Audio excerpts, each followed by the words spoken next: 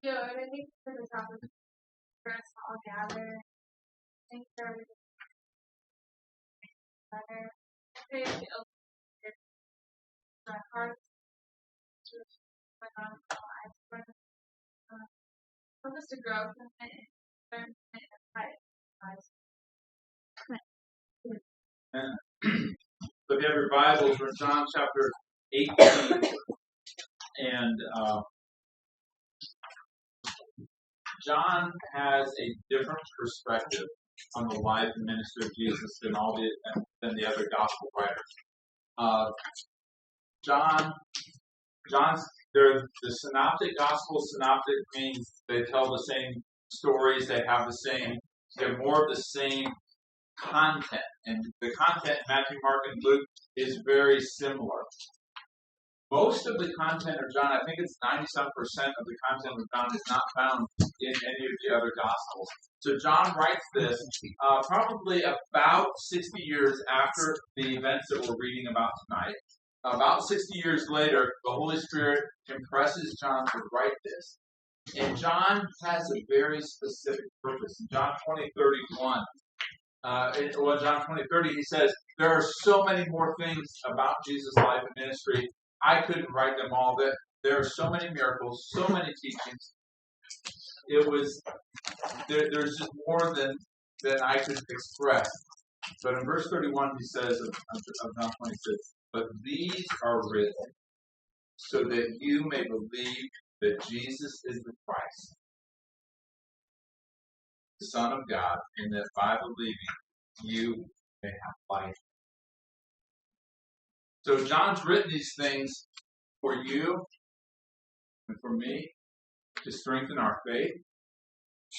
The book of John has been used so many times to bring people to a saving faith in Jesus Christ. For those of us who are followers of Christ, here's our challenge tonight, is that it will strengthen our faith, because that's why this book was put together, and how God inspired John to write it. So as you read through the Gospels, though, you'll discover that there is this big emphasis on one of Jesus' disciples. Who's probably the one that gets the most screen time in the Gospels, would you say? Judas Iscariot? It's hard to Peter, yeah. Judas, at the end, I was like moving around. He's the star of not the star of the show. He's the villain of the show, right? But throughout his ministry, Peter, you would agree with that, right? Yes. Okay. I was screwing around. Okay. Thank you for thinking. For the first time? Yeah. You've made other jokes. Like what? So Peter is the focus of so much of the gospel content. Partly because here's Peter's speech pattern. If you can relate it to going to the gun range. Ready, fire, aim. Okay? That's how the words come out of Peter's mouth. The filter is turned off, and I'm full force. Here we go. And he just says it, he does it. He's impetuous, and we love him for it, and we judge him for it, and all that kind of stuff, right? We're like, but then we're like, God, Peter, I can't do that. Okay? But here's why there's so much focus on Peter, because Peter is going to be such a huge player. Essentially, the first half of the book of Acts focuses primarily around the ministry of Peter and the impact he had. The day of Pentecost, Peter preaches, 3,000 come to know Christ that day. God used Peter in a mighty way. And he had a lot to bring Peter through in that process. But in the final days of Jesus' ministry, in this final day of Jesus' life, we see Peter really has a rough day. Okay, he's having a hard time. But here's kind of this pattern we see in Peter's life as it's presented in the Gospels. There's 3 different times this same night that we're reading about. 3 different times that Peter declares, Lord, I will follow you anywhere, whatever it takes. Even if I have to lay down my life, I will follow you. His pride got a hold of him. His self-sufficiency over where he should have been. There's 3 times several things happen in Peter's life. 3 times this same night, right before the events that we're looking at here. Jesus went off into the garden to pray. And he said, you sit here and pray. I'm going to go over here and pray. He comes back 3 times. What's Peter doing every time? His physical, he gave into his flesh. He gave into the physical side of things. Tonight we're going to see that Peter denies Jesus 3 times. He denies Jesus 3 times. He gets pressured by the world around him. He falls into that pressure 3 times. Then later on we'll see that Jesus has Peter declare his love for him 3 times. And so Peter is what you may call a slow learner. Everything has to happen 3 times for him to kind of catch on, maybe. Is that why God does this all the time for Peter? But there's this definite pattern that the Gospels point to life. So if you've never been to a point in your life where you've been unfaithful to God, where you've not lived up to all that God has for you, you probably won't relate what's going on in Peter's life. But for the rest of it, it's going to be a challenging and encouraging and somewhat convicting set of truths for us to deal with. Some of us have maybe denied Christ in a way with our life that we still look back and say, that was a mistake. Man, that was a bad. But I think we can all look in our lives and say, I've not given God the praise. I've not put God in the place of honor that He deserves. So I've robbed that. I've denied who He is by my actions. And so tonight we're going to look at Peter's denial of Jesus. So let's look at Acts 18. I'm going to start reading in verse 12 if you want to follow along. So the Roman. I said right? You said Acts. I did. Okay. I did something sounded wrong there. So John chapter 18, verse 12. So the Roman cohort and the commander and the officers of the Jews arrested Jesus and bound him and led him to Annas first, for he was the father-in-law of Caiaphas, who was the high priest that day. Now Caiaphas was the one who had advised the Jews that it was expedient for one man to die on behalf of the people. Simon Peter was following Jesus, and so was another disciple. Now that disciple was known to the high priest and entered with Jesus into the court of the high priest. But Peter was standing at the door outside. So the other disciple, who was known by the high priest, went out and spoke to the doorkeeper and brought Peter in. Then the slave girl who kept the door said to Peter, "You are not also one of this man's disciples, are you?" And he said, "I am not." Now the slaves and the officers were standing there, having made a charcoal fire, for it was cold and they were warming themselves. And Peter was also with them, standing and warming himself. So there's 4 main events in this section of John 18 that we're going to look at tonight. The first one is Jesus' arrest. Okay, so that's this first part of these events that we're looking at in verses 15 through 12 through 14. We see Jesus' arrest here. So Judas betrayed Jesus that night. Jesus sent him out from the upper room, and he said, "What you're going to do, go do." Because that is the plan. That's someone has to betray. Come on in. Nobody look at you.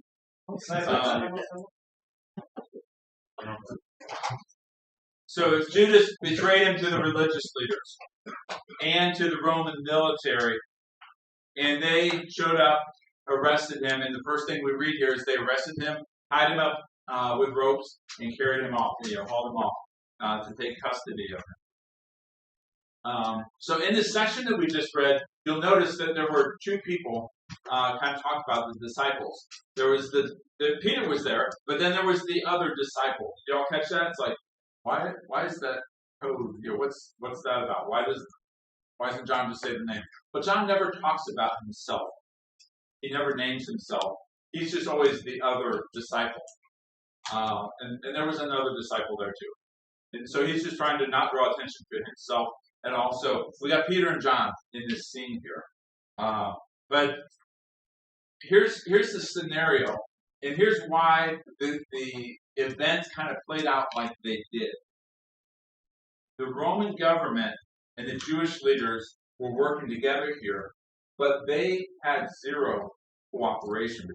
They were not on the same page. They were not in, they did not have the same agenda whatsoever.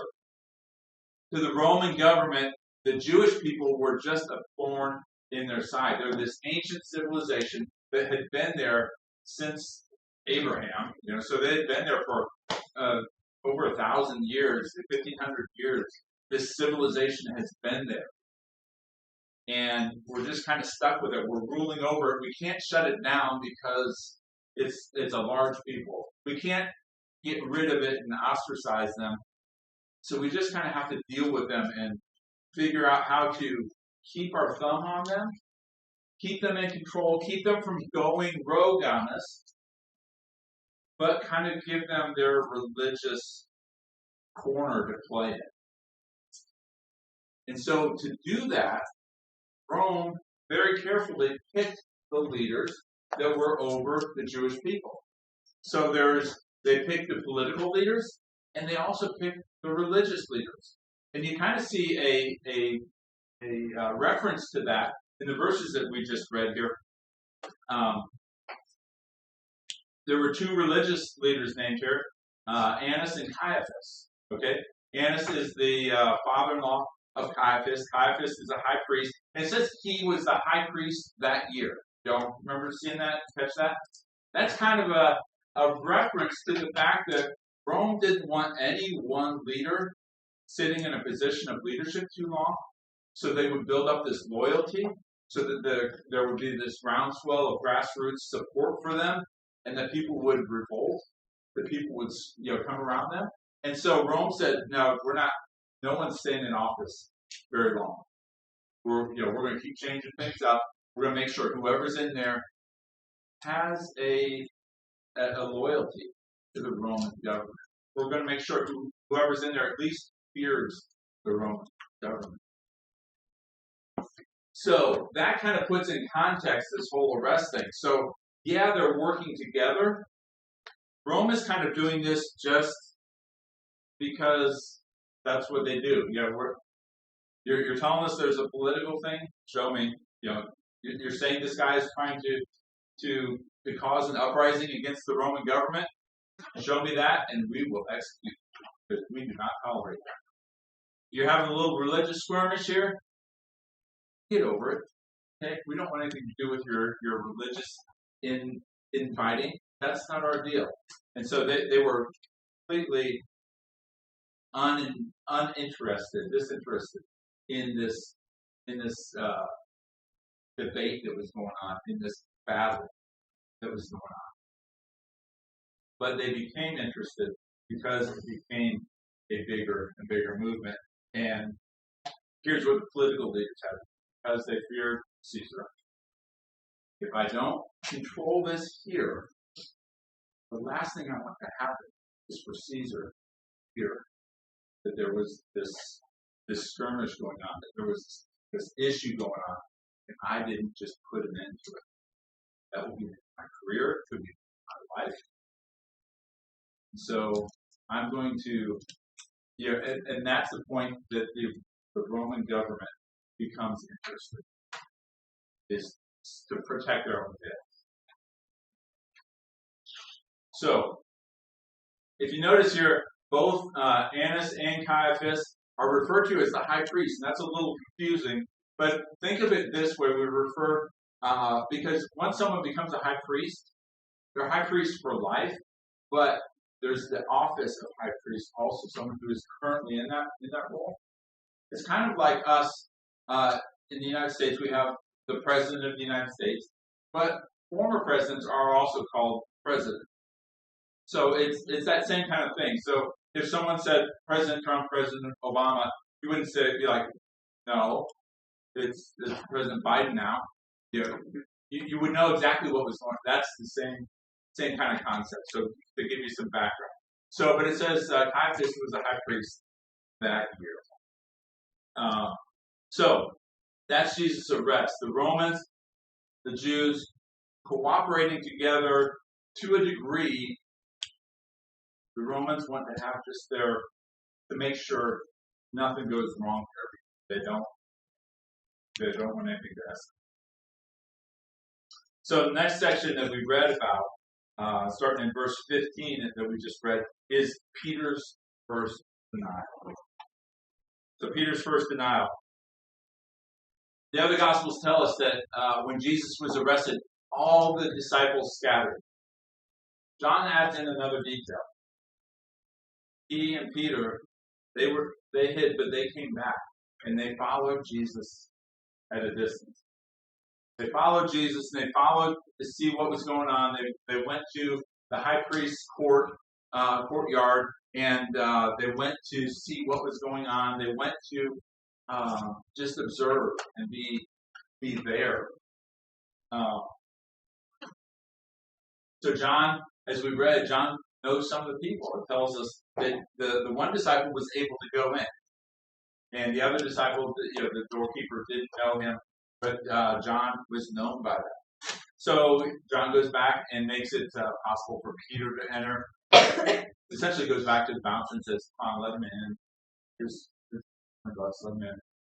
It'll be good. I'll keep an eye out on him. Don't keep anything happen." Okay, so that kind of thing. Here's an interesting thing.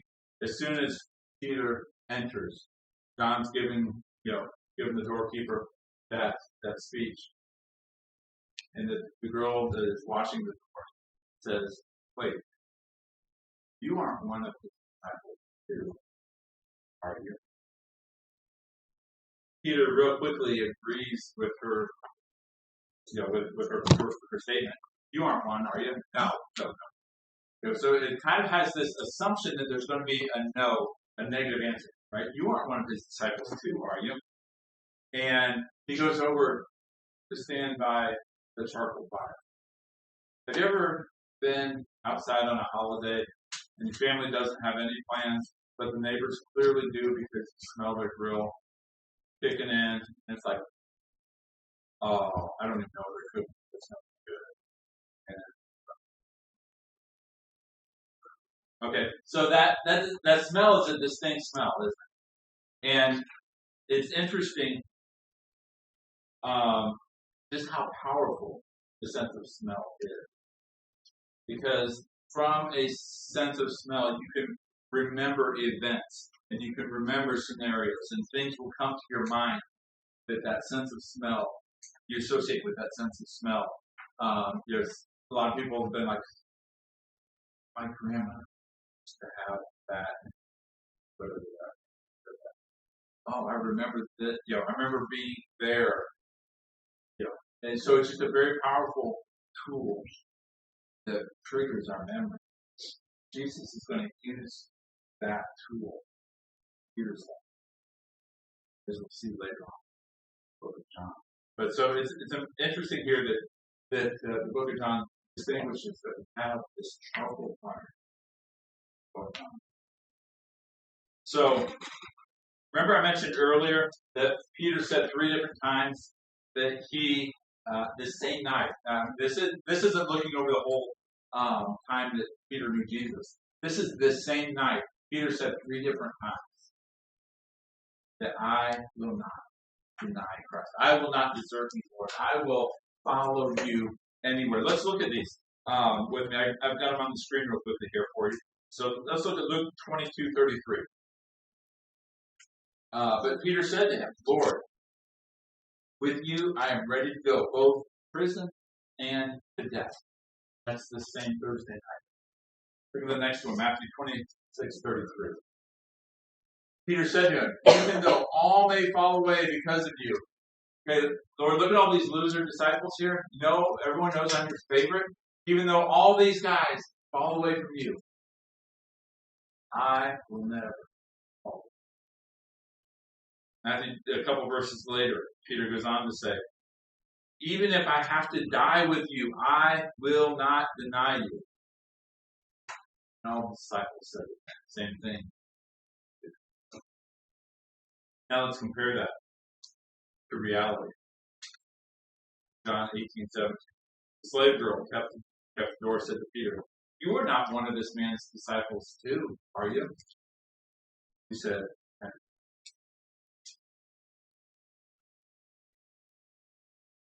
why did Peter deny Jesus? He had just declared his devotion to Jesus. He had just made it clear 3 times that same night. Within the 6-hour time span, he says 3 times. Psychologically, it's quite simple to say, I will die for this person, but once you're actually in that situation, there's no telling what you're Okay? It's a different thing being in the real scenario. Okay?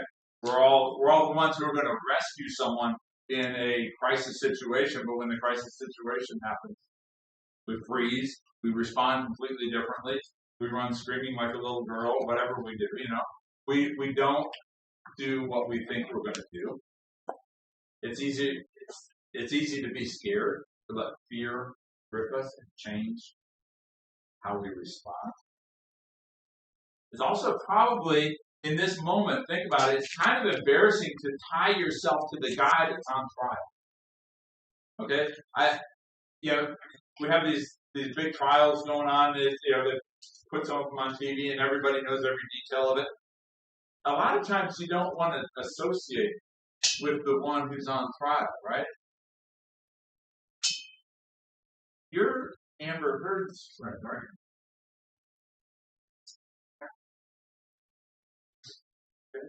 I think most people I know would say, Johnny Depp, yeah.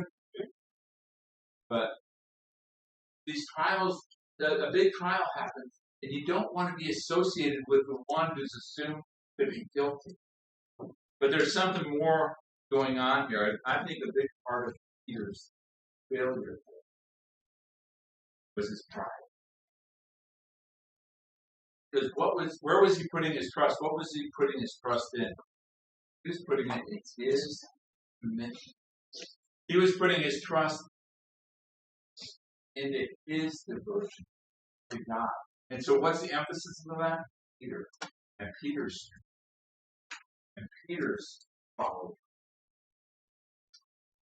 It's a good thing it's a great thing the Bible tells us that God has us.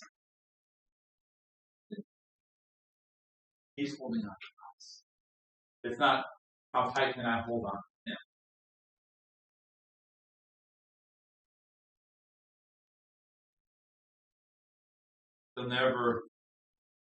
We're never going to be able to take a firm stand for the Lord when we're looking at our own commitment, when we're looking at our own willpower, when we're looking at everything that depends on us.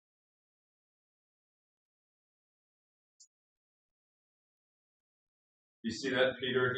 His declaration of his commitment to Jesus is him. It's all about Peter. Him pulling out the sword in the garden is all about Peter fixing things for Jesus. Peter was approaching this from a Peter dependency rather than from God.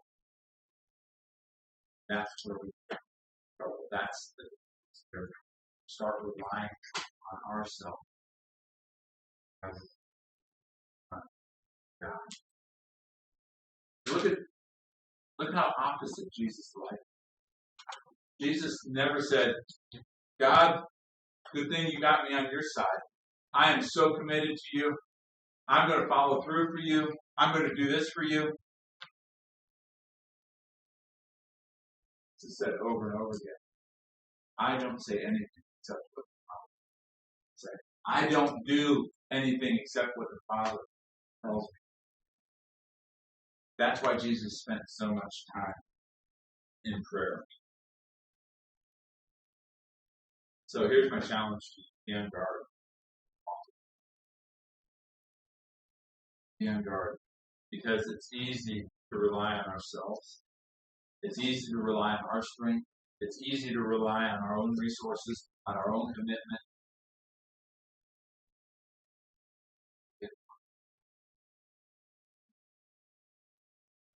That's what Peter was. Peter's got an important lesson. Learns it. Grows from it. And the world is a good place. But Peter had this lesson. Let's jump down to verse 19. Let's keep going on. So in verse 19 it says, the high priest then questioned Jesus about his disciples and about his teaching. Jesus answered him, I have spoken openly to the world and always taught in the synagogues and in the temple where all the Jews come together. And I spoke nothing in secret. Why do you question me? Question those who have heard what I spoke to them. They know what I said. When he had said this, one of the officers standing nearby struck Jesus and said, is that the way you answer the high priest? Jesus answered him, if I have spoken wrongly, testify of the wrong. But if rightly, why do you strike me? So Annas sent him bound, the high priest. So, first thing we saw was Jesus' arrest. Second thing, Peter's first denial. Now we see Jesus' question. We'll look next week. We'll look a little closer at the trials of Jesus, all his trials and kind of the significance of them. But why did Jesus respond this way? Why did Jesus respond this way to the high priest? The high priest asked him, tell me, he says, tell me about your disciples. Tell me about your teaching.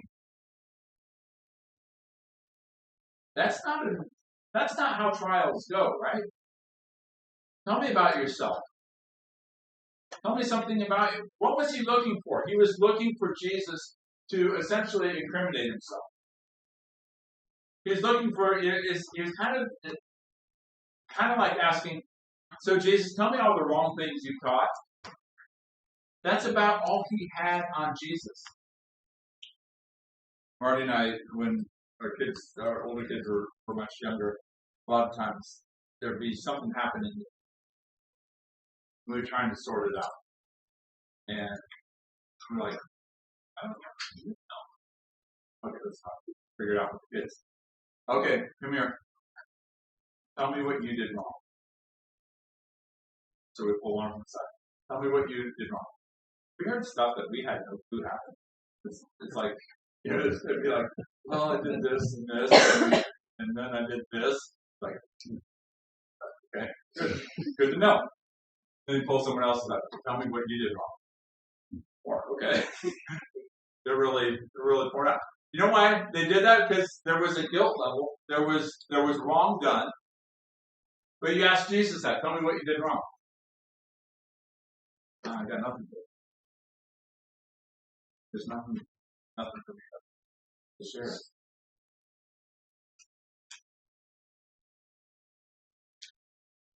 The high priest was essentially didn't have any charges to bring against Jesus, didn't have any accusations to bring against Jesus, didn't really have any case against Jesus. They just hated him. They just wanted him gone. They wanted him shut down. And so, look at Jesus' reply in light of that. He was basically saying, you don't have anything against me. I've spoken openly to everybody, anyone who would listen. There were probably 20,000 people on that hillside that day that got free food. You go ask any of them what I've been teaching.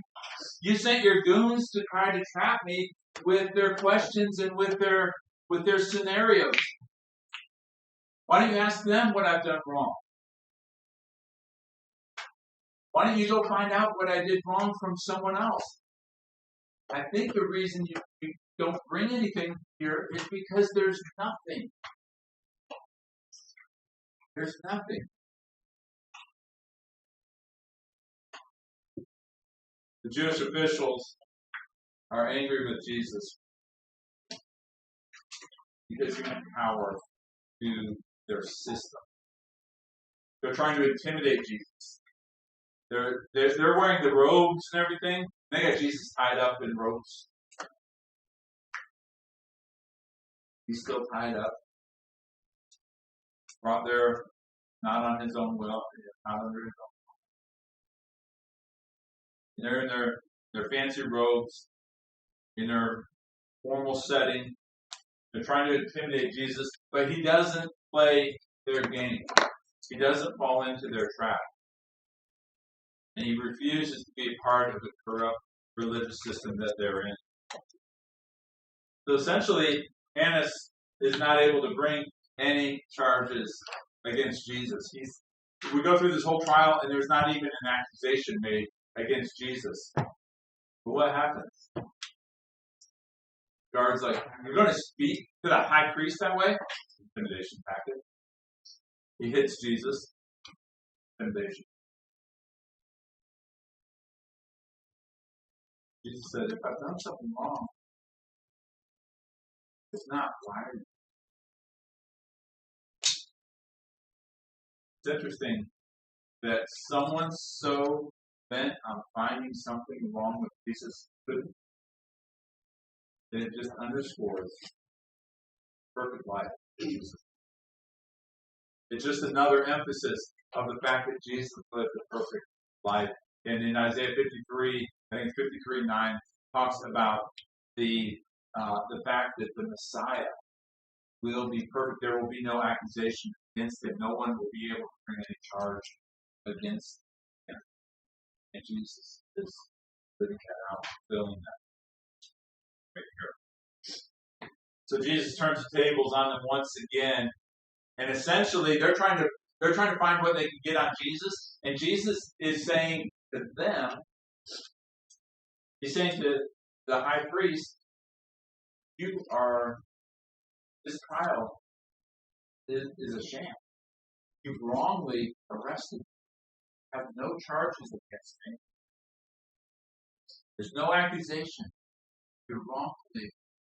And so essentially, what was meant to put Jesus in this position of guilt has actually turned on Annas, and he's now the one looking very guilty. So what does he do? He lists him off as quickly as possible. Get him out of here. I can't stand what's going on. Let's keep reading here, verse 25. Now Simon Peter was standing and warming himself, and so they said to him, "You are not one of his disciples, are you?" And he denied it and said, "I am not." One of the slaves of the high priest, being a relative of the one whose okay, the words are actually in order. Okay, so whose ear Peter cut off, said, "Did I not see you in the garden with him?" Peter then denied it again, and immediately a rooster crowed. So here we have Peter's third denials, verse 25 through 27. So Peter, it tells us, is still standing there by the fire with the crowd of people that are there. He's staying warm, and he's asked again. And look how the second question is phrased. You're not one of his disciples too, are you? What kind of answer does that kind of leading toward? No? Yeah, I mean, that's a natural answer. It's kind of a phrased in a negative way. But the first two times are both phrased in kind of this negative way, like, I don't think you are, but I just have to ask.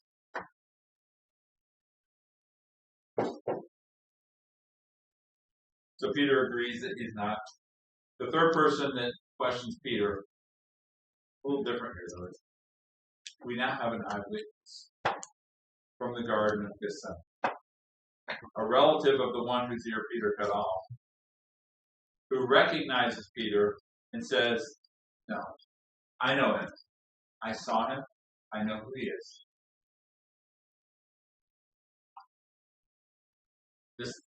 This time the question carries more weight. Not just a question, but a confirmation that they saw Peter then saw him try to take an officer. I saw him standing up for Jesus, fighting for Jesus. How quickly did Peter move from the street passage? Saw his undying loyalty to Jesus. Undying loyalty to Jesus that nothing would ever sway. To no. I know you saw me there, but I'm going to deny it. I saw you there too, but I'm going to deny it.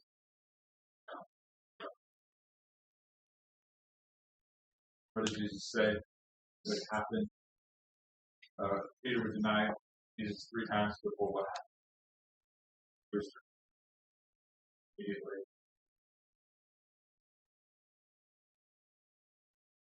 What was the significance of the rooster crow? Was the time frame for it? This isn't an open-ended thing, but before the rooster crows. So before morning, we will deny before much time goes on. And it also is a marker because he said that, and then immediately the rooster crows. Other gospels tell us, and John leaves out some of these details about Peter.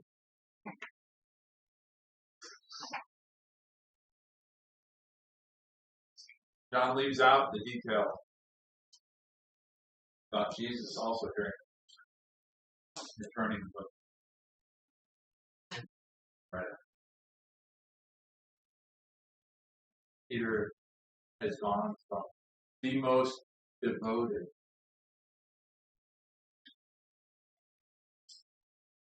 completely denying. Here's the interesting thing about this section.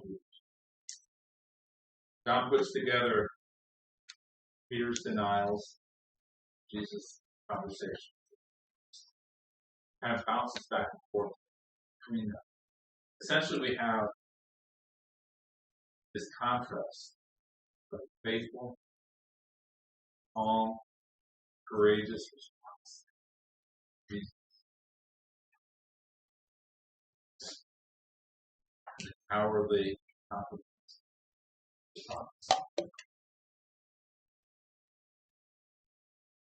They were dependent. They were focused on 2 completely small Peter saved his life. Jesus. Look. Well, let's see.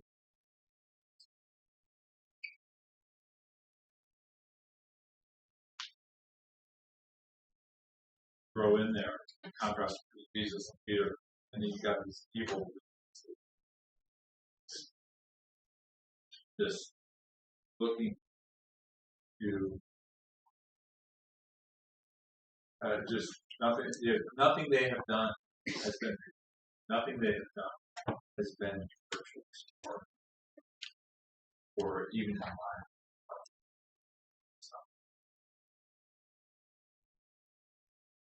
We've got the glory of God contrasted with the sinfulness of the people.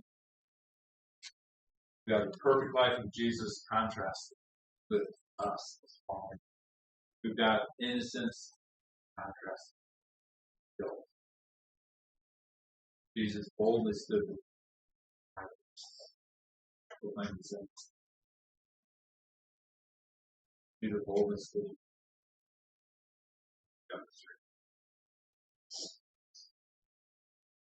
Here's the encouraging truth. As bad as things are for Peter, God's going to bring him back from this. You look at Peter's life, and if the story stops here, you're like, what a failure. Things can't get any worse. Things can't possibly take another step forward in any direction for this guy. This is He's going to be a bum on the street.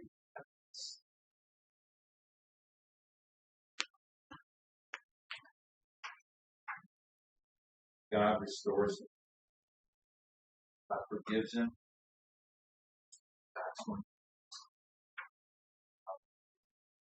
Let's bring it back.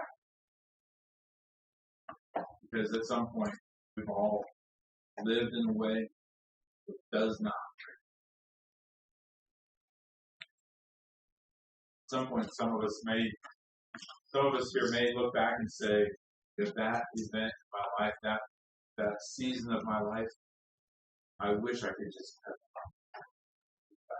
that. My person. That's not how God. That's his number. Hey, what's there? Good, bad. This is perfect. And I'm going to redeem it. And I'm going to use it in your life. Because I have. Because there is something bigger. Circumstances you find yourself in at this moment. There's something bigger than your past. Your past does not. Jesus Christ. So God took this, and this becomes the catalyst that launches. This becomes the thing that Jesus uses to restore him, and it becomes a point of launching for people. Changes. A few things for this week. First, ask God to reveal ways you're dependent on you rather than this is a you and God thing. I'd encourage you to jot that down or take a picture or something as a prayer item for you to pray about this. God, will you show me ways that I'm looking for me instead of you? God, will you reveal that? Because you know what? If you honestly ask God that, he will show you. Guess what? It's not fun to see. It's not a comfortable conversation.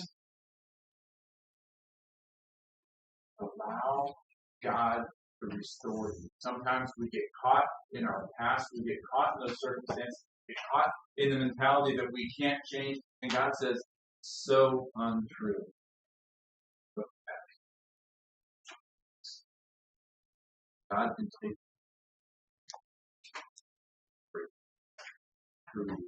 You have to allow it. You have to put yourself in that position of God dependency. Peter's downfall was his house in itself. The second thing is to allow God to restore you. Sometimes we fight God. God wants to give us forgiveness and we want to hold on to it. God wants to move us forward and we say, this is my past. God wants to do something new in and through us. And we say, but no, this is the way I live. Let God change you. Let God restore you. Let God transform you into a new creation. A lot of times we're and won't let God. We won't let God change us and restore us. I'd rather hold on. I'd rather keep my anxiety. I'd rather think of those things that drag me down because at least I know that Jesus says, cast all that. Why? Because he wants to serve. He wants to bring forgiveness. For those, if anyone here is carrying a load of guilt that you've not let go,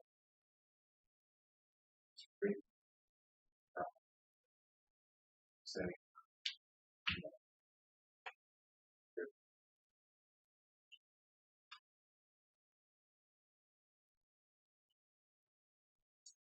look at this sentence.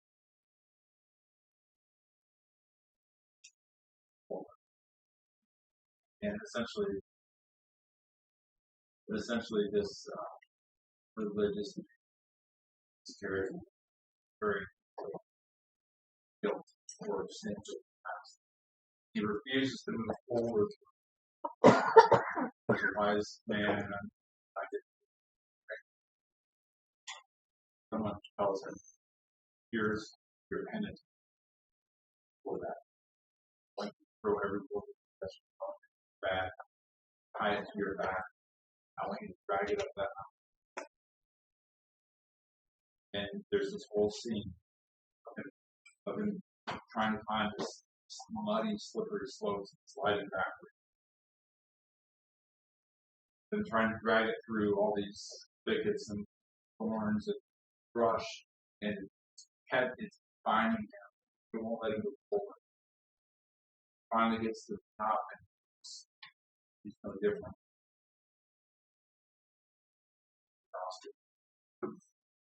And it's sword. Just willing to take all that baggage, drag it around.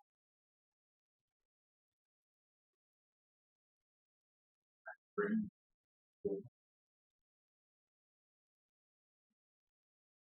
actually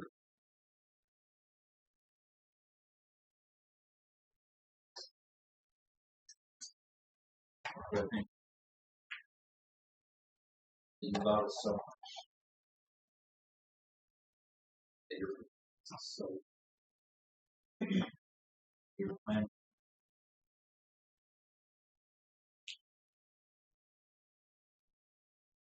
to do us.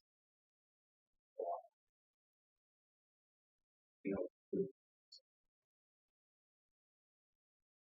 know, we would